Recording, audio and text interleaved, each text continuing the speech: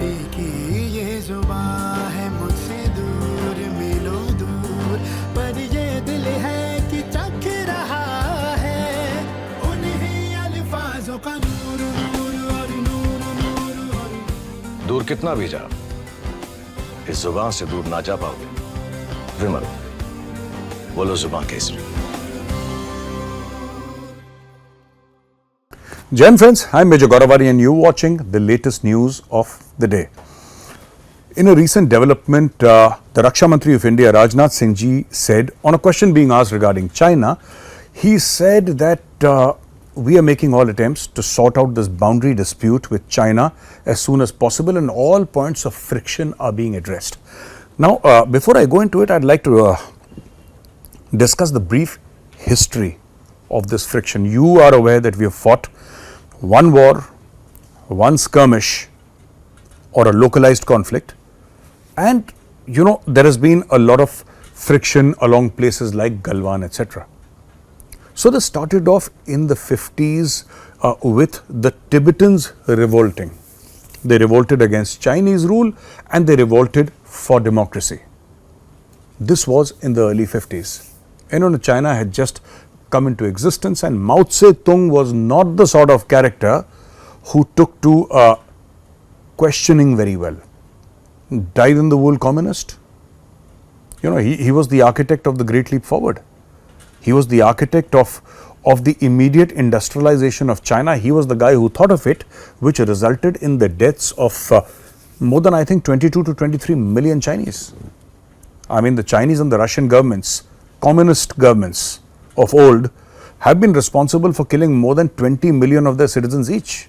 So that was China at that point in time, and this had nothing doing. There was a massive crackdown by the PLA on the Tibetans. You know, the Dalai Lama then he went into exile and he was granted exile by India and all the Tibetans came here. And since then, you know, India has fought the 1962 war with China, lost territory. Then India had a skirmish in Nathula in 1967. You know about that, you know about the Battle of Nathula, you know about the role of General Sagat Singh there. I have discussed it many times, and then there was also this, you know, these skirmishes, and then they started setting up, or they had these agreements between India and China, and there were perhaps 5 of these agreements. All 5 were violated in the past 2-3 years by the Chinese. They violated everything.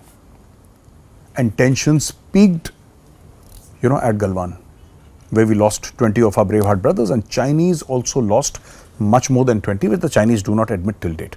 India has been requesting the Chinese for a very long time to sit across the table and, you know, finalize the boundaries, so it no longer remains a dispute between these two countries.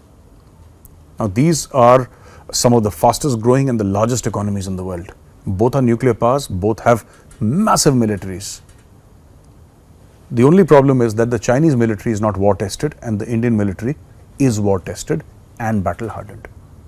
So, let both the countries sit face to face, sort it out, declare this an international border, get the UN to recognize it and diffuse the tension. China has been saying no. China wants everything. I mean, what doesn't China want? From Arunachal Pradesh, which it calls South Tibet, to Ladakh, to Uttarakhand, to Himachal Pradesh, to Sikkim, they want everything. They want everything. That is what the Doklam thing was about, by the way. That is what the Doklam thing was about. A few years back, Doklam is in Sikkim. And of course, Doklam is not just in India. It dovetails into neighboring countries also, but Doklam was there and that Indian army was deployed. There was a forward deployment of the Indian army. So friends, this is what the Chinese factor is about, and this is exactly what Rajnath Singh ji said to the media there, that India is talking to China to settle these issues, but India will not bow, India will not bend, India will not compromise. We are having our discussions, but India's sovereignty is not up for discussion, and this is not what he said, but this is what he meant, and these are my words, not his. You know, in another news, UK has offered India ship engines. Now, currently Indian ships are diesel powered or powered by thermal or other sources. Now, a purely electrical engine is being given to India, and this is a GE company based out of the UK. And the UK says that fine, we want to give India this technology, because our defense partnership is growing. India probably wanted those engines. These are fine engines. And this engine of GE actually powers one Elizabeth class aircraft carrier of the UK Navy. So you can imagine what a powerful engine and what a brilliant engine it must be. So now talks are underway between both the countries. India will accept the transfer of technology 100%, and these engines are likely to be made in India. But it's still, there is, as they say, there could be many a slip between the cup and the lip. And now both the parties, they have set up a mechanism. There is a working body which is talking about it. How will you transfer it? What are the financial implications, etc. And all this is being done as we speak. Both the countries are taking it very seriously, and defense partnership amongst both the countries is going up. It will take time though. This is something that's really going to help India, because India is coming up with a third aircraft carrier.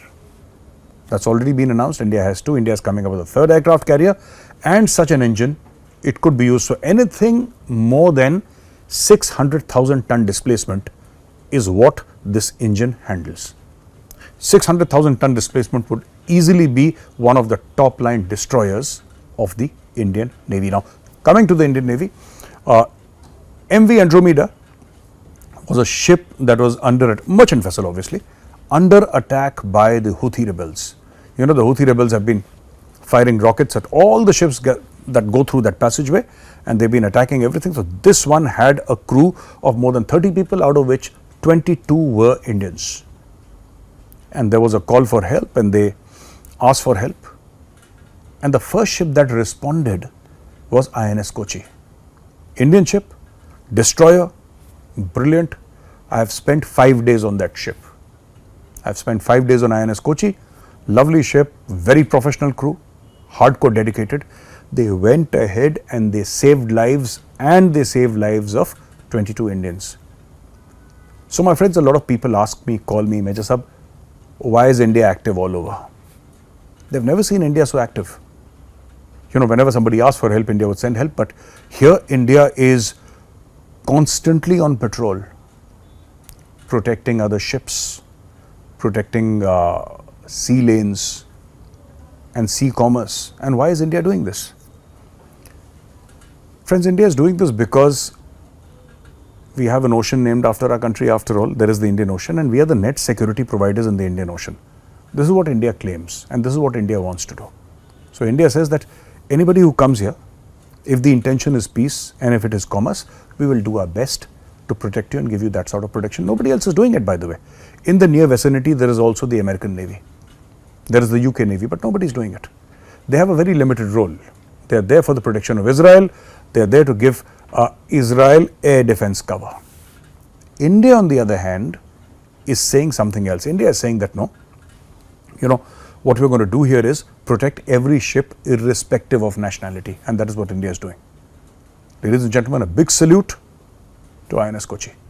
Thank you for watching this video, ladies and gentlemen. If you like this video, press the like button. I am going to be back again tomorrow with another fresh video. Till then, Jai Hind.